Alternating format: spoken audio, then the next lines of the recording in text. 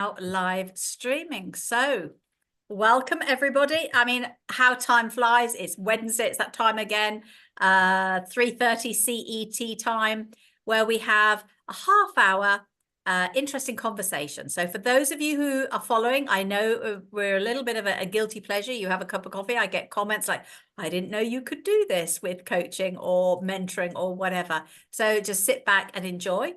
But if you're a coach and you're wondering, what are these guys talking about? Accreditation's completely passed me by. It's an unregulated market. Then tune in. Hilton and I are ideally placed to answer your questions about all things accreditation, not just within the IAPC&M, but the accreditation world and indeed the coaching world. Maybe you're a member of the public and, you know, it's a long time since we set our New Year's resolutions, isn't it? If you've still got anything on that list, we're now closer to Christmas Christmas coming up than we were Christmas that's gone. So if you're already thinking, I haven't completed my personal or professional New Year resolutions, it's never too late. So Hilton could well be the coach for you. So listen in. But maybe you're a training provider and the same sort of thing. You're wondering how accreditation is going to help you attract more international students. I know students are continually looking at the league tables and thinking, where is the best one for me to go? And having just done some work with the Lebanese American University, I know how important accreditation is in helping you attract the right students. And as the poster behind me, I'll just scooch over, says we've been doing this for 26 years now. Can you believe it? And you've been a long-term member as well, haven't you, Hilton? Some years. Absolutely. Yeah. Very grateful. I'm just going to reach over for my fan because I'm melting here. I know it's cold for you there in South Africa, but I am melting. I can't complain because 3 days ago it was cold. So for those of you know, I'm based in France. I'm Aurora Dawn Campbell, your host at the IAPC&M. And today in the hot seat, I have the very charming, always very, very lovely person to deal with, Hilton Guzmans. Hello, Hilton. Hello, Dawn. So Hilton is based in South Africa and he's experiencing chilly weathers today. He is an accredited senior coach. He's also an executive coach and business reliance specialist.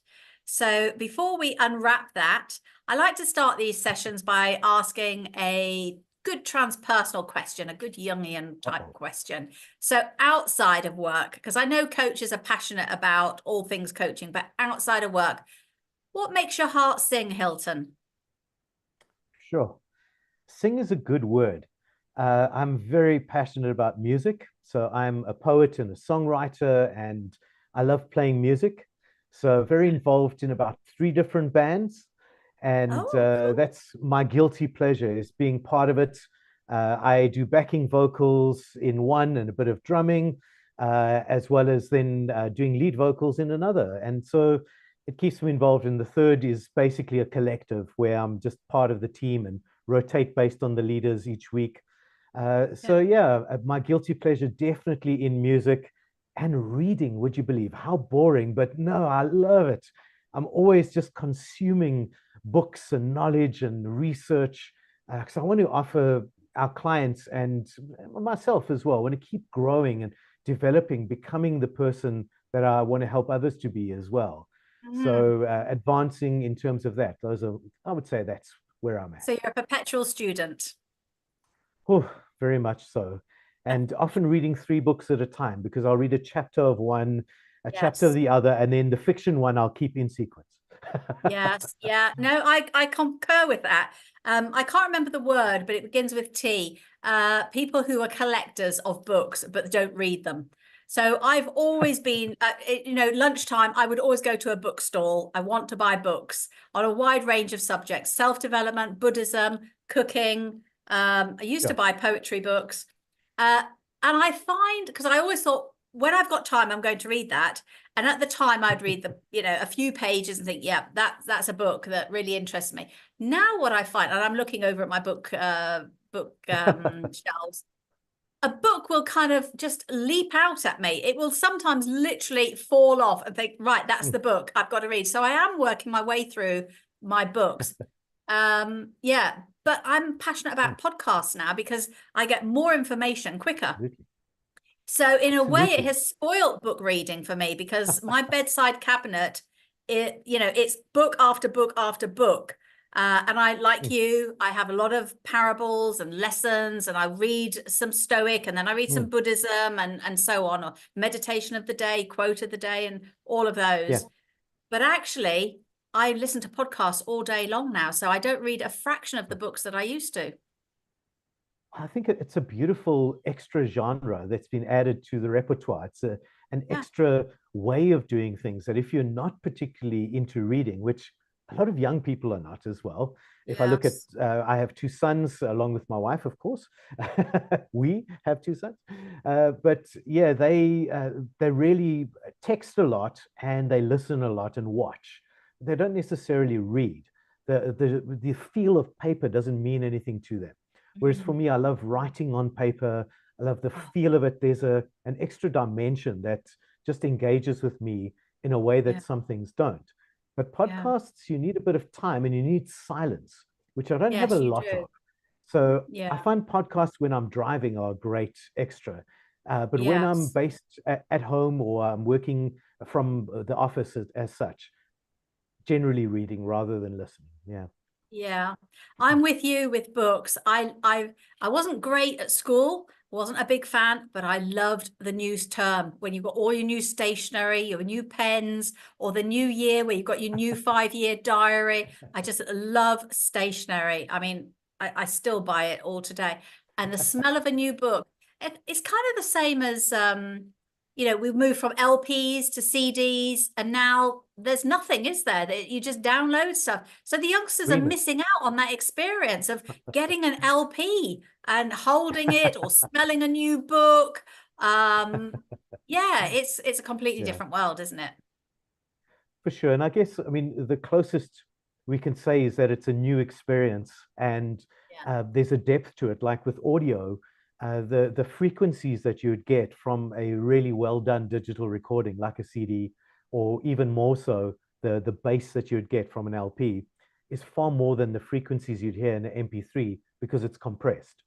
Mm, But likewise, I think journaling is something that's so, so important. And I'm sure it's something that many coaches have found useful.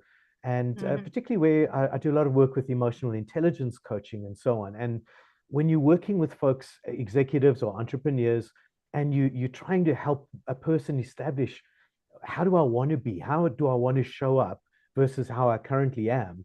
It's so helpful to journal and to be able to just write things down. And sometimes you use an app like an Evernote, mhm. or the physical side can actually release something in you that perhaps the digital doesn't. Yeah. And of Mm, course, not only have you got the physicality of writing something, but you can see it, you can read it back either aloud or quietly to yeah. yourself. So it taps into all of those different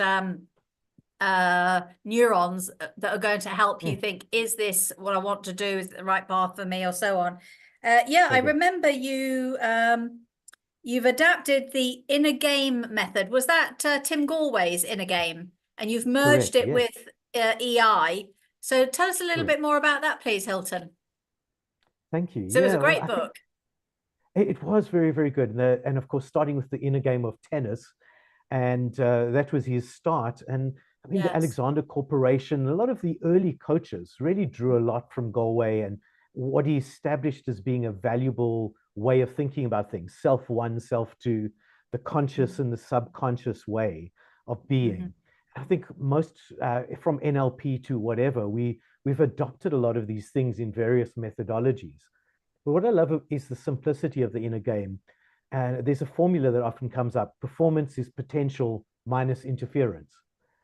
And it's such a beautiful formula for me that if you think of yourself as having unending potential and the possibility of growing in almost any area where you want to, and then you minimize the things that are getting in the way, the noise in the system, so to speak. What are the enablers that you can activate?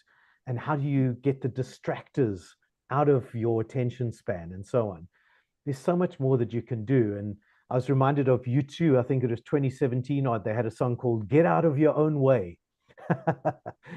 And that summarizes it beautifully, where I think for many people, whether you are a corporate athlete and very involved, needing to be at the top of your game and perform within a team, or you're performing just in terms of your duties and the things that make a difference, serving a community or in a different role in an NGO, whatever space you're in, leading a business.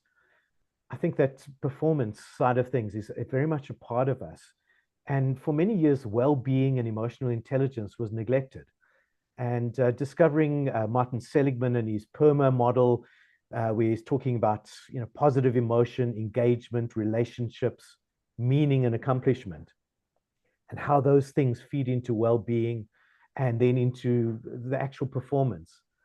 It's a beautiful way of just looking at things and saying, how do I become everything that I can and do what I know I want to do? So that's a lot of the Mm. space that I play in. And it's a privilege to do that. Mm. It's interesting, some of the words that you use, like play, performance, sound. It just says that you're also a musician. So there's that link. I remember when I was talking to It does. David on Mhm. this Of course. Restream Live, and he's a photographer. So he was talking about images and focusing and what have you. It struck me how interesting the things that we do to nurture ourselves overlap into our work. Just Wow. Absolutely. Yeah, mm, it's so true. I think, in fact, I'm busy writing my first book on this topic, on provisionally titled "The Music of Business," so or subtitled that. So, yeah, business on song, music of business kind of thing. yeah. And I think for me, it's very much about, if you think about harmony, it's a concept that people don't really understand, but it's related to music. And if you think of harmony in the musical sense, it's not about people doing the same thing. It's about being in tune with the greater melody of your business or your life or what you're trying to achieve, and Mm. being on the same page, talking about the rhythms of your business. All of that stuff is quite musical in what you're Mhm. talking about. And so it's an opportunity to combine those things together. You're right. I think that book is going to be a labor of love. Oh, I think you're dead right there. Yeah, thank you. Yes. Yeah. It's So how far hopefully into out the book are soon. you? I would say I'm about 70% of the way. I feel like Oh. the topics are there. Each of the chapters is pretty much there. But now I'm Mhm. refining the detail, getting the storytelling to be more concise and simplifying, Yes. because I find myself going down rabbit holes that are unhelpful. Yeah. Because you know what you mean, but will the reader know what you mean? Yeah. Absolutely. And things Mm. trigger for you where you're going, oh, that reminds me of a sporting metaphor. And that reminds me of this thing that I did when I was coaching this executive. And actually, you keep to the topic. That's why I've got a coach who's helping me with it. Because Yes. even as coaches working in the space, we need to be coached. We need Yeah, people who are going to coach absolutely. us. And supervision is obviously great to debrief from time to time and just see how Yeah. you're doing and whether there's transference in the wrong way from what you're Yeah. doing onto your clients. But even in Exactly. other aspects, to make sure that we are being coached ourselves is so helpful. Mm. Well, all those beautiful ideas you've got, and you think, oh no, I've got to stay on point. I hope you're capturing them on post-it notes everywhere, because that's your next book. You know what they say, get your first book out Thank because you. your next book is even better.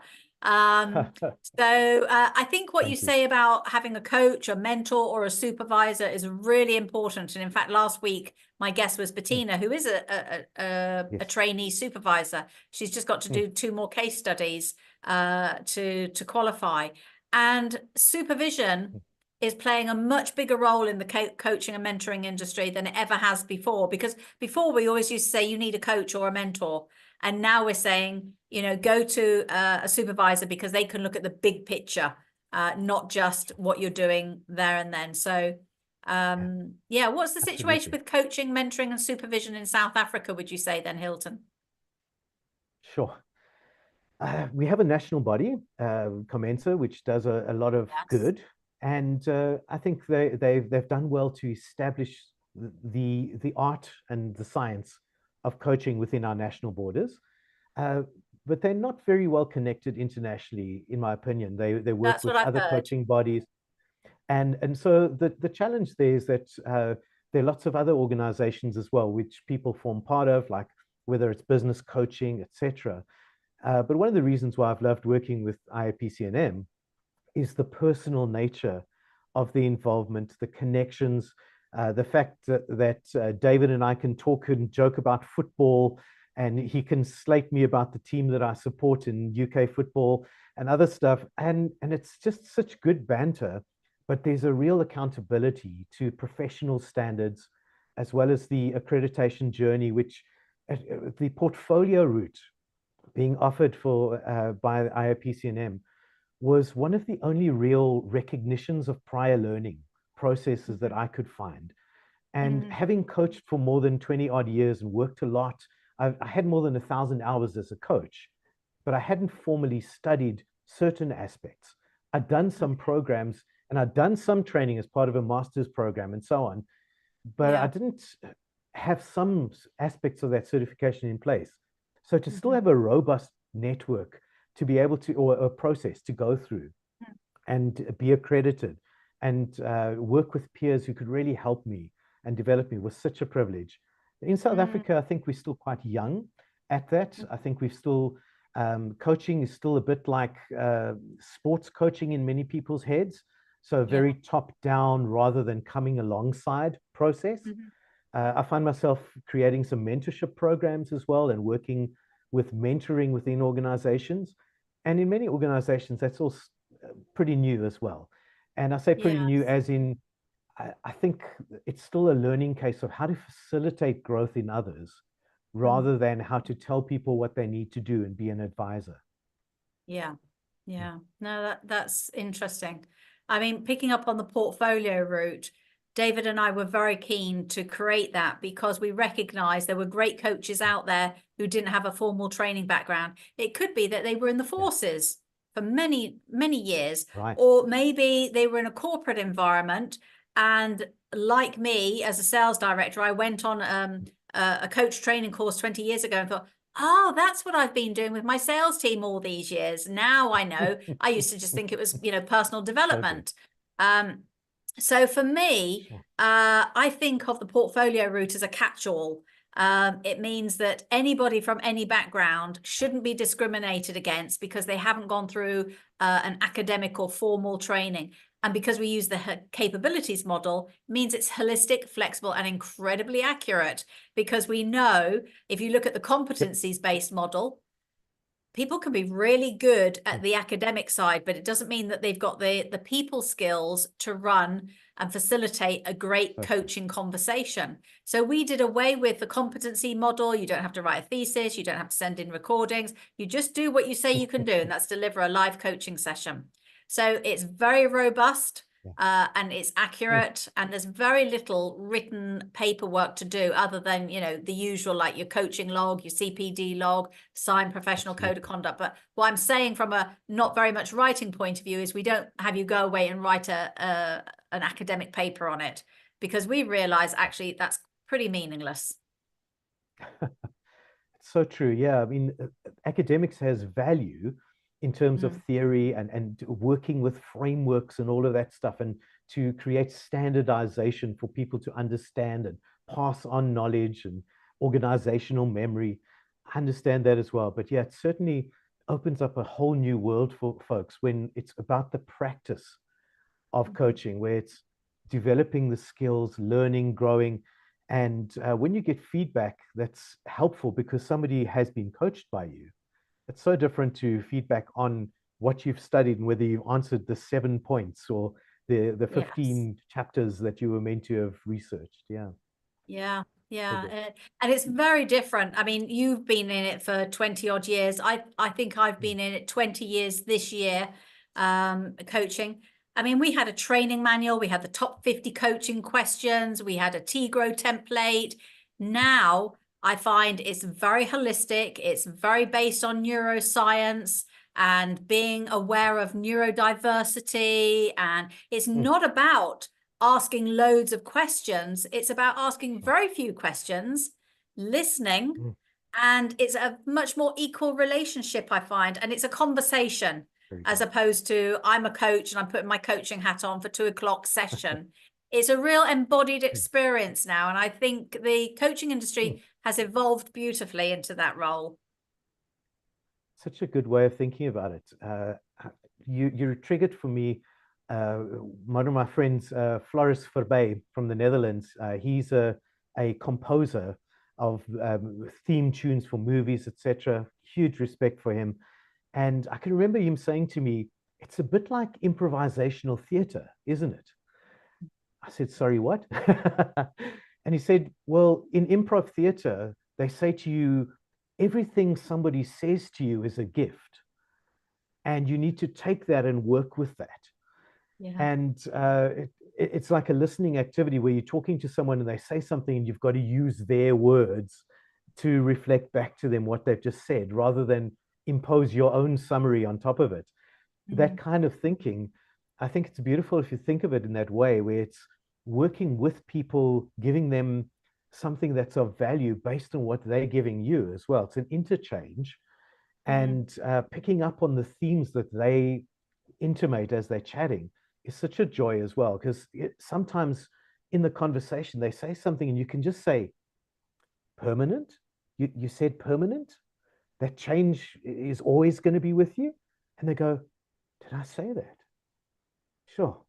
And you can then interrogate just that one word and go Yes. further into it and probe. Why did you Yeah. think that that was permanent? Sure, that's a good question. And Yeah. it's not going through 17 questions that we've prepared to take you Mm. to the next stage. Now we evaluate your options and we wrap it up Yeah. at the end. Yeah, Although that exactly. is a good starting point sometimes. It's a very good starting point. It's a very popular model for a good reason. It gives you Sure. the structure until you develop your own style. I think that Mm, composer sounded very forward thinking, and it kind of reminds me of the work that Brené mm. Brown does. I Yes. recommend to all the coaches that I work with, buy the book. Oh, it's just escaped my mind. Is it Heart of Emotions? Oh, I reviewed it as I, well. I was Um, thinking of Dare to Lead. Now my mind is still on Dare to Lead. Sorry. well, she's a Yeah. vulnerability expert. And what she was saying is, having Yeah. interviewed thousands and thousands of people, I was just picking up on the point you made about interpreting and challenging in a Mm, very gentle way, but still being challenging, is the definitions. As practitioners, we need to understand what they mean if they say depressed or angry or whatever. But mm. she said most people's repertoire was three emotions: angry, happy, sad. When in actual Wow. fact, I think she's identified 87 emotions. Atlas of the heart, not There you go. emotions, Yes. Atlas of the heart. Mm, Um, and I think it's a really valuable book for coaches to read because mm. when you said the composer, mirrored back clean language, that's what we need to do. But we need to understand, what do they mean by being depressed or being angry, happy, or sad? And Yeah. if somebody says they're depressed, well, depression, the definition is this. Oh, no, I'm not that. So then there's a choice of 7 other words. Which suits you best? It's this. Great. Okay. So So now good. I understand Yeah. you a bit better. It's a really Mm. useful book because you can't put words into people's mouth. If somebody says, I'm angry, and they said, so a coach says, so when you were in a rage last time, oh no, a rage is a whole new level to anger. You've got to be so careful, haven't you? As Absolutely. And I humans, mean, we make judgments. We can't yeah. help it. We make interpretations. It's perfectly natural. So we Mm, have to be able to put that to one side. And again, you've picked up on yeah. it, as a lot of my guests do. I'm beginning to Sure. think listening is the number one skill for a coach. Sure. Sorry, what is that? No, I'm joking. Listening and being comfortable with silence. Oh, so good. So good. We don't need to interject. No. And sometimes we need to hold the space Mm. and just create the rapport, create the space where the person feels held Yeah. and listen to the heart as much as we're listening to the words, I think, as well. Yeah. And so, yeah, listening, absolutely. And I think being able to have frameworks that help us, like you mentioned Brené Brown. I definitely will look out for that. I haven't read that. So thank you for that. I use Plutchik's emotional circumplex in my emotional intelligence side of things, where you mentioned rage. It talks about the intensity of emotions in the middle, such as rage, and then how you can dial it back to anger and dial that back to mild frustration, perhaps. And so sometimes you're working on how to de-escalate a situation, and where someone's intensely feeling something, how do you dial it back? Other times you want to combine some of them and create something new in a marriage relationship or something like that. So it's a beautiful realm to work in. Yeah. And I would imagine that's never more true than when you're working in the field of emotional intelligence, because people are not used to having that space held for them. They often, and it can be quite emotional for them as well, because they're not used to being listened to at that kind of level. So if you're talking and you're an expert in emotional intelligence, I would imagine you don't actually do a great deal of talking in your sessions. It's true. Some of the time it's just asking the question, saying, so what are you really feeling about this? Yeah. Tell me about that. And sometimes the tell me is the question that you start with, and 20 minutes later you're still listening and you're still guiding. Sometimes it's an activity where you say, okay, I want you to visualize something. Just take some time, visualize yourself in this context, and tell me what you're feeling. Tell me what it was like in that context. And then you work with it and say, so how do we transfer the positives into the future? And you're sometimes dealing with mindsets that have been established over many years. You don't want to work quickly through that stuff. You want to really deal with the right kind of thinking and establishing the right patterns in people's lives so that they can move forward with traction. So yeah, it's definitely a wonderful space. And of course, I don't get it perfect. I'm learning on this in this process as much. Men doing emotional intelligence, really? Is that even allowed? So in context, I think growing up as quite an emotional person myself and indulging, and I had parents that put me on a journey where I was free to experience and to explore without having boxes of this is male thinking and don't do that because that's not macho. And I'm very, very grateful. It's part of the journey, I guess, is exploring and being able to have the full range where you can cry when you need to, but you can also be firm and assertive and dominant when you need to be, because something is an issue of social justice and deserves to be taken seriously and dealt with in that way without having to be frivolous or fun. Yeah. Yeah, I mean, with assertiveness, a lot of women are accused of being aggressive when they're assertive. So that's a whole different subject, but it's fine for a man. Have you read the book The Highly Sensitive Person? No, I haven't. I would have thought in emotional intelligence, that probably would have been the first book you would reach for. I wish I had read that when my son was growing up rather than when he was a man, because it explained a lot about me, and it also explained a lot about my son and our relationship. So I'd love to talk to you when you've read that book, Highly Sensitive Thank Person. you. But the other thing I was going to you. say is, I think this is becoming a more popular genre for men because we've got John Rice, who's a member, accredited senior coach. He's British, living in Slovakia, and that's his field of expertise as well. And obviously, as you know, David works in that field. So perhaps we should do something together, get the guys together and do some sort of intelligence, emotional intelligence round discussion or masterclass or something, because you are not alone, my friend. You might be Thank alone you. in South Africa, but you're not alone across the globe. There's lots Well, I of you. think also, to your point, I speak and I'm involved with women's development quite a lot locally. I coach TEDx speakers who are amplifying the voice of Black African women in South Africa in particular, because I'm passionate about voices being heard that are important in the mix. And it's so important, I think, for us to be learning, like men need to be at women's conferences. Yes. Because why is it a women's conference? Because it's going to be more real. Yeah. And, it's not going to be all the it's an posing that opportunity for you to get in touch with your feminine side. In the same Absolutely. way, we've got our masculine side. So why wouldn't we do this? Absolutely. So it's such a Mm, joy to have all genders and yes. you know, in the mix where we can talk about these things and talk about how does it relate in our world. And so thank you for that. It'd be such a privilege to be a part of that. As long as Ah, there are you're some welcome. differences, not all men. Yeah, exactly, exactly. Well, I think there's more that we should do together. We haven't spoken in a long time, but even just this half an hour sort of generated a couple of ideas. So some networking Thank you. opportunities. We need to book you for a Oh, masterclass. I don't think you've done one before, have you? not If yet. I'd love I to. was going to Yeah, say, it'd be if you great. have, it was in the early days, and I think you really should do a masterclass for us. We're also doing a series on how to get booked and what is the result on your business of doing a Oh, TEDx talk. So if you're mm, coaching people yes, for that, you should be involved in that series as well. love to. So I'm going to put you in touch with Lisa, head of CPD, who I'm Thank you. sure will want to speak to you because she's working out the final months of this year's schedule now. Oh, that'd be So such a let privilege. me just Thank check you. because I'm conscious of the time, and I did promise to only keep you half an hour because um, you're a busy man.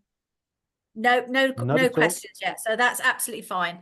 So what's coming up for you next? You've got your book. So when your book is published, we'll want to interview you. We'll want to review your Thank you. book for the book club and the authors interview series. So apart from the Woohoo. book, what's exciting? What are you working on? What's coming up for your clients? Sure. So very involved with a mentoring project within South Africa with a retail chain and all of their different outlets. So we're coaching the next generation of leaders and getting them involved with mentoring other people. So that's very Yeah, exciting. Also got some interludes coming up. So interludes in our business are executive retreats that we take people lovely. away to. And our most recent one was Mauritius, which is lovely. And I think the conversations that people have around a dinner table after hours as executive, when you really just sit and talk about your business, sometimes they're the most strategic chats because I think time to think and time to really strategize is so seldom happening in the office culture. We kind of Mm, have these 1 hour sessions, then we're into the next, and it's the next meeting, and it's the next. yeah. And just protracted time to actually have those conversations those Mm, we've got one of those coming up soon. So very excited perfect. about that, and hopefully we'll have some great growth that happens in those leaders from that as well. I'm sure you will. I don't know if you caught the conversation I had with Coach Anish in India. I think he's probably Not on yet. retreat right now. You Mm. did you? Oh, I Yeah, so saw he's the link, but yeah. yeah, he's doing Mm. his first retreat, doing exactly what you've just said, a Oh really wow. deep dive for executives. Mm. Um, because, when you're relaxed, different ideas are going to come out.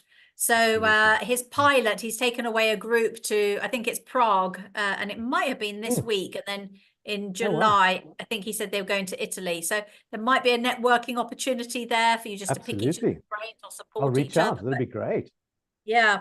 But as I say, I will put you in touch with Lisa because I want you to speak to our wider audience. Thank you. And I think your emotional intelligence or your book writing process or your TEDx training, mentoring, any of those subjects would be fantastic. So it's been an Thank you. absolute pleasure. I'm just checking my phone quickly one last time. My VA is excited because it's streaming on Instagram for the first time. She's been trying to get it to go Woohoo. live for weeks and it has gone live. So that's the only comment that I've got. So thank you, What a joy. Hilton. It's been an absolute pleasure, as always, spending time with Thank you, you. Eden. Anything at all we can do to help you in South Africa raise the profile of what you're doing or the IAPC&M, shout out. We are planning our first leadership and development conference in October, November time. So there may be some clients, there may be a speaking opportunity or Mm. people you want to invite. So we'll stay in touch with that as well. Wonderful. I look forward to that. All right. Dawn, thank you so much. Thank you for Big hosting pleasure. so well and creating this platform, which is such a joy to be a part of. Really You're appreciate that very invite. welcome. Great. It's lovely to see you again. All right, you Thank you take so care. much. Thank And you. you. Ciao Bye for now. now. Bye. Bye bye.